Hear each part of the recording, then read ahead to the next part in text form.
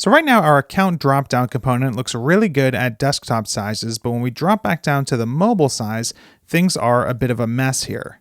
So what's the best way for us to display this content on smaller screens? Well, I would argue that actually using a dropdown like this at all is probably not the optimal treatment, especially since you actually have to open this responsive nav bar to even get to the dropdown in the first place. Since all of this content is hidden by default, I think maybe a better approach would be to always show these links in this responsive dropdown, maybe in a separate list underneath sort of the main navigation links. So how can we pull this off? Well, there's two ways that I can think to do it. One would be to do sort of whatever it takes, by any means necessary, manipulate these utility classes, adding all sorts of responsive stuff to try and display this content with basically a completely different visual treatment on mobile. And while that can often be the best approach, I often find that when you're trying to implement sort of two completely different designs for the same piece of content, it's actually a lot more practical to duplicate that content so you can lay it out and style it however you want, and then just toggle between the two separate implementations instead of trying to add a ton of utility classes to all of the different elements to try and reuse this markup by any means necessary. So the approach I'm going to take in this lesson is duplicating all of this content and just styling it as a completely separate instance so we have maximum control. So I'm going to start by just pasting what we have before underneath the account dropdown here, clean up our indentation a little bit, and maybe remove a bunch of these classes so we have more of a fresh starting point. So I think actually the first thing is this big sort of overlay. We're not going to need that at all, so let's just delete that entirely. This v-if is open. We're just going to show these links permanently, so we don't need to conditionally hide them. Same with this button up here. Clicking this originally opened the dropdown. I think here, since we're just going to display everything all the time, this doesn't even really need to be a button because it doesn't even need to be clickable. So let's just make this a div, and let's get rid of all the classes on sort of the drop-down area and on each one of these links so we have a bit of a fresh starting point.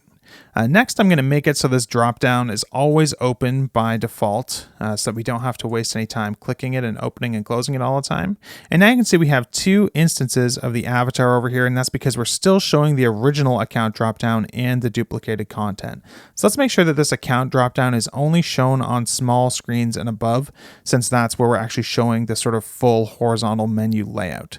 So we'll set this to be SM block and hidden by default.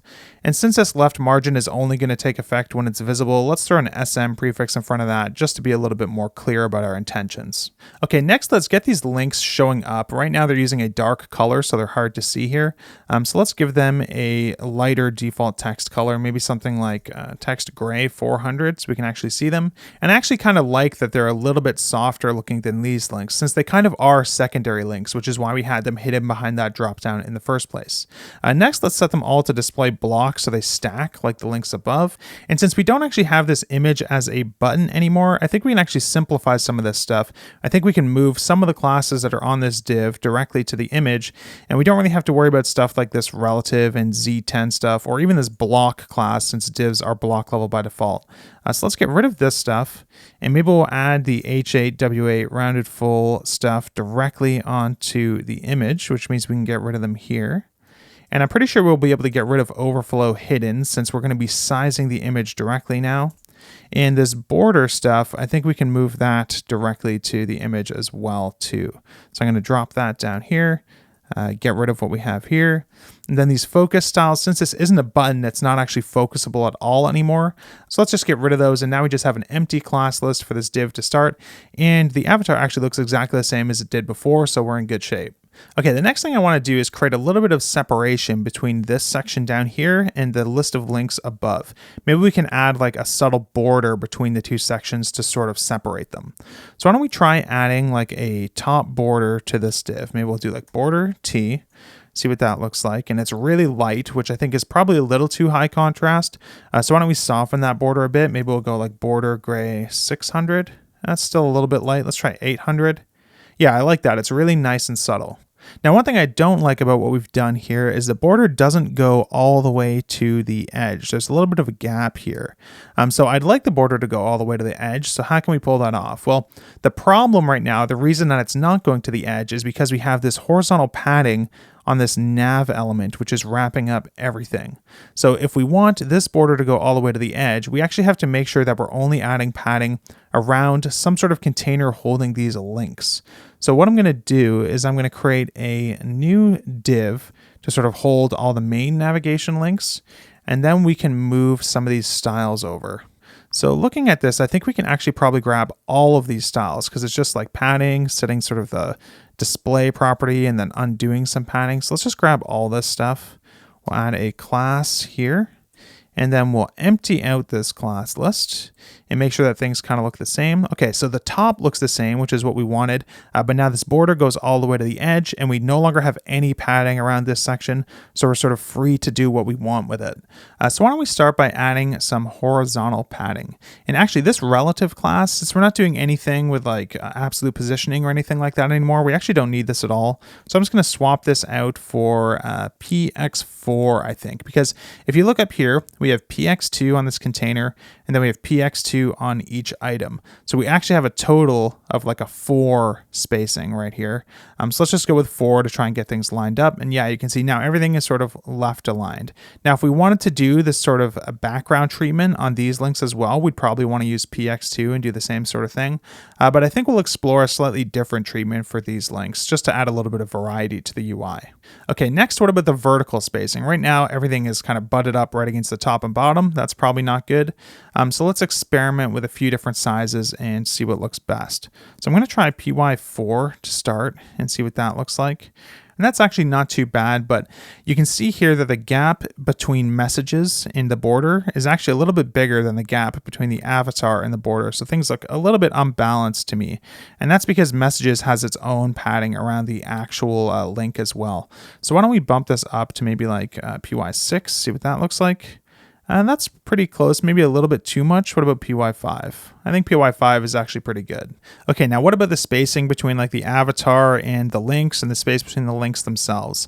Why don't we start by spacing at these links a little bit? Why don't we start with maybe something like mt1, see what that looks like. I think maybe even mt2 is probably good. A little bit more, yeah, that looks good to me. And now the spacing between account settings and the avatar is currently 0. So why don't we try mt2 there and see what that looks like.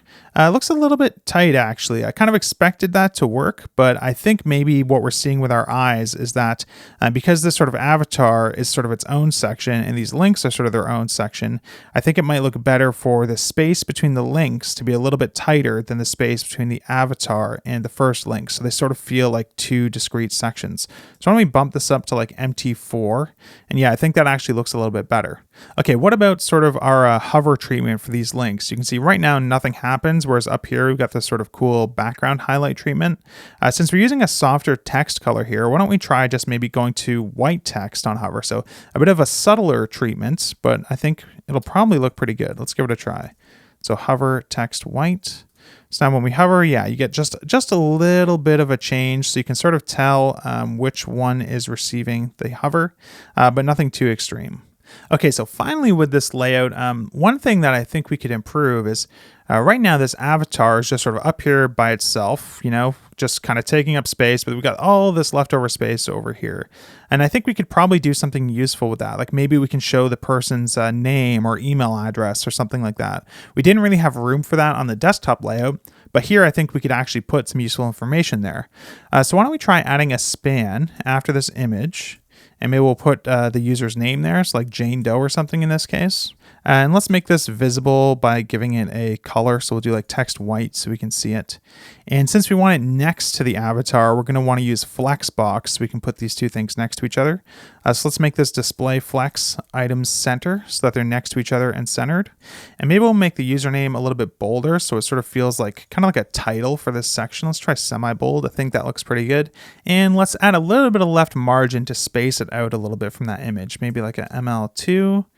It's a little bit tight. What about ML4? That's a little bit too much. Let's try ML3. Yeah, ML3 looks pretty good.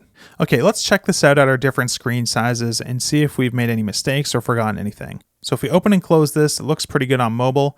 Let's move up to the desktop size. Okay, you can see like we have messed something up a little bit here. This whole new section that we added is visible on desktop and we want to hide it on desktop.